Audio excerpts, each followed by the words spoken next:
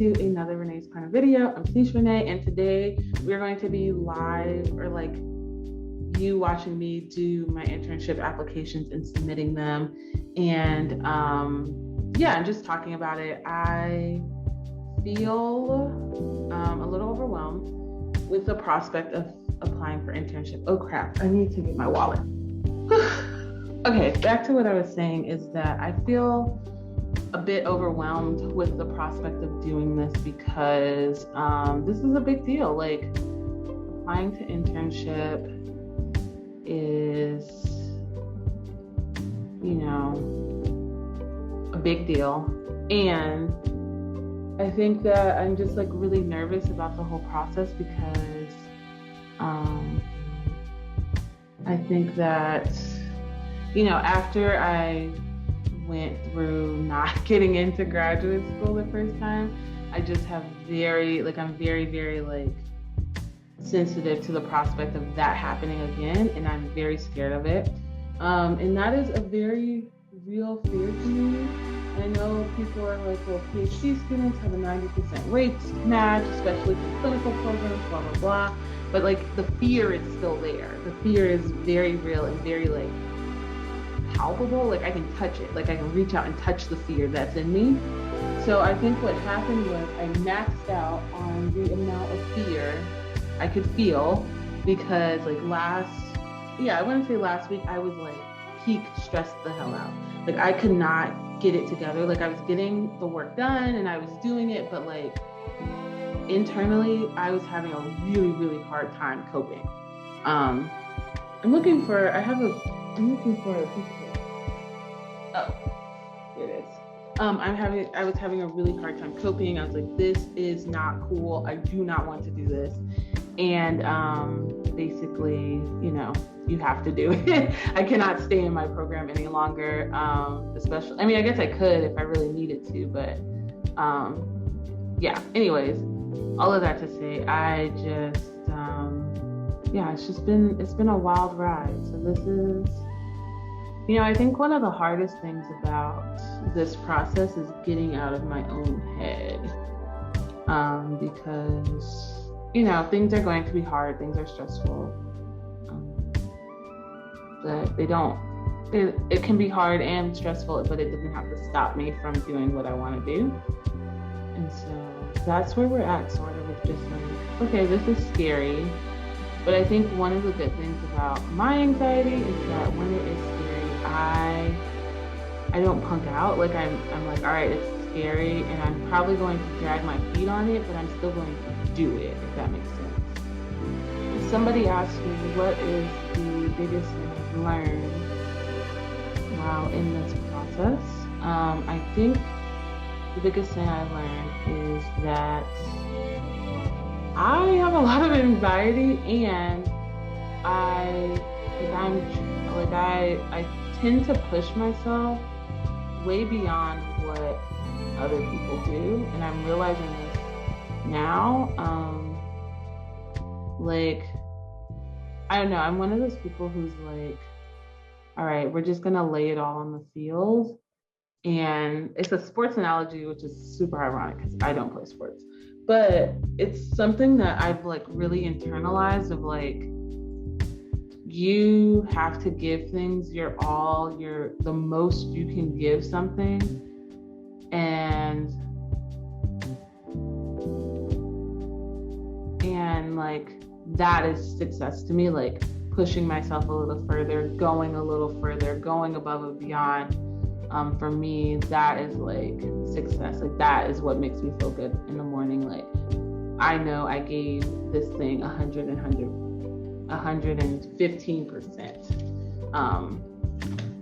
So yeah, I need a highlighter. Okay. I'm gonna mark these off as I do them. So just did this one. Oh, somebody also asked me how I was feeling about my materials for internship. Like, how did I feel the process went, et cetera, et cetera. I feel like it went really as good as it could have. I did not wait till the last minute to do these. I have been working on them, off and on, other stuff tends to come up. But I have been working on them for so long where I just reached the point of like, all right, now time to wrap this up and be done. Which is, I think, fine and how it should be. But yeah, I just got to a point where I was like, all right, well, I've had enough stress with this. Like, I'm ready to not be stressed out about it anymore. And yeah, so I think that helped push me to, this is going to take forever. I think that helped push me to like the point of like, all right, let's get this done already so that we don't have to do it anymore. So yeah, I think that was one big thing. Okay, change my mind. Live stream is gonna be too hard. We're just gonna keep going. Okay. So yeah, I think I feel really good about my materials. I know that I put a lot of blood, sweat, and tears into these letters.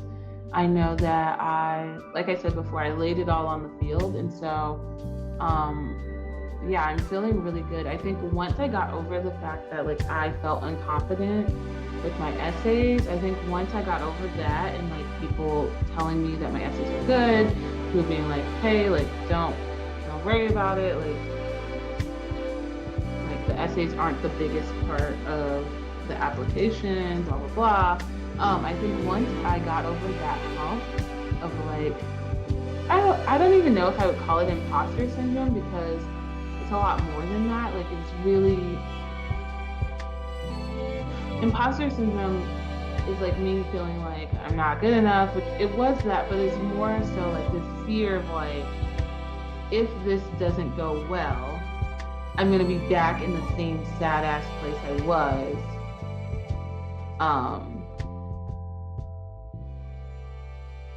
That I was, a couple of years ago when I couldn't get into grad school or where I wasn't successful in my grad school application. And, like that was a really hard place for me. And I think for me, it's like, I never, ever, ever, ever, ever, ever, ever want to go back to that place because it was really dark for me. Like I had such a hard time recovering from those rejections. And then like to the point where, oh, my mom's calling. There have been some surprises in this process, I will say. There are some sites that I put on my list that at first I liked. Like, I didn't put any places that I didn't want to go. But then I liked more than I had anticipated.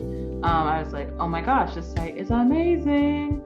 So like, when you find those kinds of sites that like make you super excited, I think makes the process a little easier, a little more bearable because like I wish I should have recorded when I was that excited because it was so like it felt so good. I was like, this is it. Like this is where I want to go. It's not where I thought my first choice was going to be. But I was like, this is the place. Like this is the coolest place. And so that has been interesting because there were some places that I have been looking at for, at this point, years because I started looking at internship stuff my second year. And, like there are places that I was like, no, this is going to be the place for me. And then as I saw, like I still liked all of those places and I found places that I liked even more. So that was something that was surprising. I don't think I had anticipated. So yeah, I'm about a little less than halfway through doing these. Like this part is so tedious, but like, I don't know. I feel like, I'm gonna say this and you guys are gonna be like, duh. But I feel like I am a perfectionist in a lot of ways. And so I don't like to half-ass things. I want things to be done the right way. And so for me, that means going through and being extra, extra, extra, extra meticulous about things. Or about how I go about things. And so far, it has been very rewarding doing it that way. And I know people are like, oh, Tanisha just extra. No, Tanisha just meticulous. I want things done the way that I want them done. And so that is the same for internship applications. Like I did this process my way and I feel very good about it, how I've gone about it. Some people will tell you like to do your cover letter certain ways, to do the same cover letter for each place or blah, blah, blah. And so I would disagree with that advice. And I think I can talk about this in another video about just, you know, the way I did my cover letters and the way that other people told me to do my cover letters are very different. Or maybe I just misinterpreted what they meant by making it for like customizing it for each place. That's a fair, that could have happened. That's probably what did happen. So basically what I found out is that people were not customizing their cover letters for each place, but I was like, I not just like, you know, having a set of goals and sharing those between sites, but I was like literally customizing each letter for each place. And I found out that a lot of people don't do that. Now, will this make me more successful? Who knows? Because we're applying right now. So I don't know if it's going to be more, if that's going to be the most helpful. And I spent a lot of time over my cover letters. I spent at least probably, I would say about 3 weeks getting through all of them. 3 weeks, including like me editing them and getting them, like polishing them for the last go round. So yeah, see, just then I was like, this isn't how it's supposed to be done. And so I went back and now I'm going back and changing all of these. Because I'd rather catch the mistakes now than after I have submitted. Which often happens. Like with my dissertation, I submitted it and then I was like reading it a week later and I was like, who approved this? Because there are so many typos in this. But yeah, what I was going to say is like, your process should be your process and nobody else should like tell you how to do things. Because like, you know, at this point in grad school, you kind of know what you're doing. You don't really need as much permission, if that makes sense. Like, I think in the beginning of this process, I was feeling like I needed everybody's approval before I moved forward, when like, that's not really true. Like, I'm very rapidly reaching the end of my PhD, right? And so with that comes some extra autonomy. And so like with that extra autonomy, like I think I was still stuck in this like, everybody needs to approve this. I need to make sure it's everybody agrees, like all my letter writers, all these people. And that's not, I mean, it's helpful, right? Like it's good to get their feedback. And I'm not saying don't get their feedback. What I am saying is like, do the process your way and make sure it feels good to you. And so I think before, like at the beginning of this process, I was trying really hard to do this like other people in my lab did it. Like do it like Jasmine, do it like visually, the older students in my lab, when I am not them. Like we are not the same at all.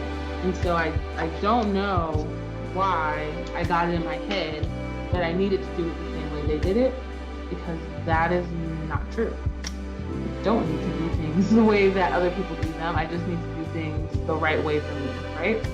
And so I would highly recommend that you take that advice to heart, you know, because I feel like I wish somebody would have told me that. Like I wish somebody would have told me that like just because I do my process my way doesn't mean it's wrong.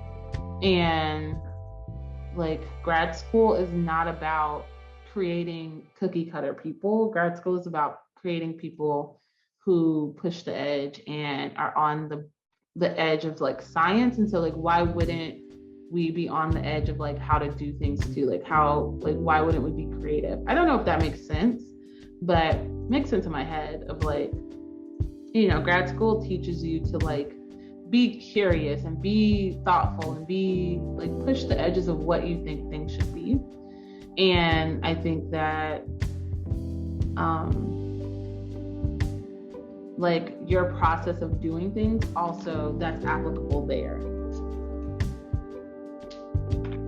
So all that to say, do what you do and make sure you do it well.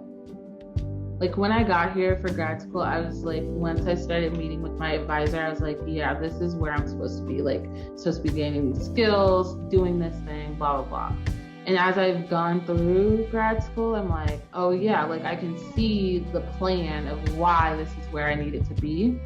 And it's wild, okay? Like it is just so like divine intervention of how things have unfolded in this program. Which one is this? Oh yes. And so I always am like, wow, like I'm always just in awe of like how things come together. And I don't know if it's spiritual, like I believe in God and Jesus and all of that good stuff. And I'm just like, wow, like God loved me enough to do this for me and to like create this path for me. And so if you like believe in the universe or whatever, like sometimes things just align so well that it's so scary. And like grad school for me has been that. I'm like, this is too good. Like this has been too easy almost. Like, all right, so Jesus, this is expensive. Okay, so let's see. I guess they're all ready to go. Yeah, so the due dates vary, right? So the due dates are like November 1, November 5th, and then I have one place that's November 30th. I'm not waiting till November 30th to submit this stuff. So we are going to do them all at the same time, right? I'm so nervous. I don't know why, like I shouldn't be this nervous, but I am. I'm so dramatic. All right, let's just do this. Okay, we have laid it all on the field. I have gone through these letters. Part of me, like right now, like my gut is like, let's check all the letters one more time. Even though I've checked them multiple times, I'm not going to do that. We're just going to submit them. Okay. Let me tell you how much it's going to cost me to submit these applications. $498 to submit the application. That's not including registering for the match. That's not including how much I had to pay for transfers. $498, $130 to submit for the match. I don't know how much. I maybe paid like $15 for transcripts. But yeah, it's costing money to do these things. Which is another problem I have with psychology. I feel like it's like, what if I was like super, super poor? Like my placements pay, but like they don't pay that much. It's just, that is inequitable. I'm sorry, it is. And then before they were expecting people to travel to these sites to have interviews, they see, and this is what I'm talking about divine intervention, because there is no way I would have been able to afford it. So like COVID has been bad. And also this is lined up so that I wouldn't have to travel all these places to do these interviews, because there's no way I would be able to afford it. No way at all. None. Zilch. Zero. No way. This is going to be my anxiety, but I just want to check and make sure each school has the right place. So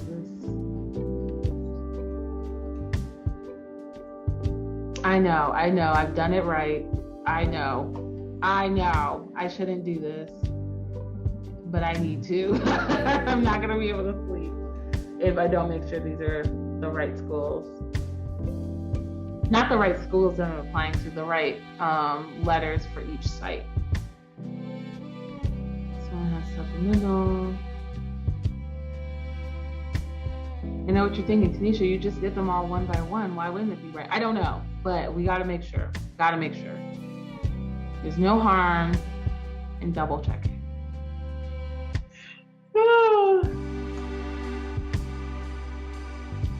No harm in double checking. Especially the ones that I really want to go to. Like all of them I want to go to, but there's like varying degrees of want to go to, right? Like there's some schools I was like, I would die if I went here. Like it would be so great. And then some places it would be like, that'd be cool. I could live there. You know what I mean? Like, yeah, I would die if I went to some of these places. I would literally combust. Like I'd be like, I'd be so happy. I mean, honestly, I'd be happy to match anywhere, but I'd be super happy if I like get an interview at these places that I really want to go. That's going to be the worst. I hate waiting for results. I don't know what it is about it, but waiting for results is very triggering to me. And it's going to be a fast turnaround. So submitting the apps today, and then some places, like I can tell you, right now, this is just me procrastinating. I already know. Don't tell me in the comments that I'm procrastinating. I know. Okay, there are some places that you find out if you got an interview by like November. Like November final interview date. Let me tell you.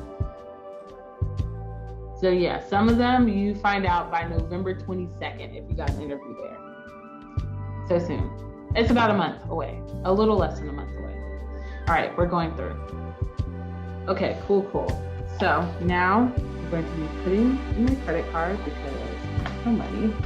What is that? Is this fuzz in here this whole time? Wow, I just pulled out a hair. It wasn't a fuzz, it was a whole piece of hair.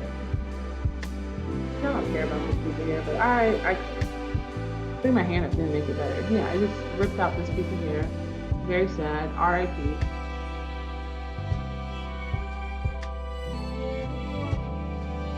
It sounded like my dog was just stuck. Okay, we're getting distracted. We should just do this. Just do it. Because once it's over, we're done. We don't have to do it again, prayerfully. We won't have to do it again. We won't. If we have to do it again, we submit in the same materials because these letters are bomb, okay? Like the more I read them, the more I was like, wow, I love this. Wow, okay. I know what I'm doing. I've had good experiences. I'm a bomb. I'm just waiting for my chance to be the best, right? I don't think that at all. Please select the billing address. Sorry, it's just, I want to make sure. I think this part's fine. It says it's verified, so, and it has a check mark, right? Okay. Back at it again, submitting for the 15th time. Dang, it makes you re-put in your card number after it tells you to go double check your application. Tragic. Oh my gosh, this is not for me. I wish I could have somebody just do this part for me. Like I don't do it. Like I put in all the stuff, but then somebody else hits submit.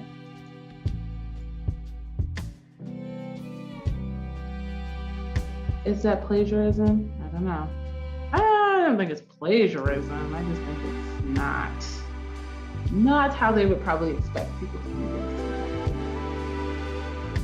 All right, I acknowledge I won't be able to edit after my application is submitted. I mean, at this point, like, what would I have to edit, right? Right?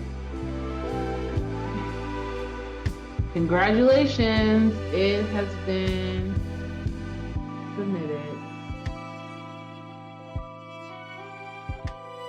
Oh my gosh, I can't believe we just did this. It's fine, right? We're done. Well, thank you so much for hanging out with me. I'm gonna go eat some lunch because I was too nervous to eat before. Thank you, and I will see you guys in the next video. If you would like to see more videos or if you have video suggestions, leave those below in the comments, and I will see you all next time. Peace. I love you all so much. Bye.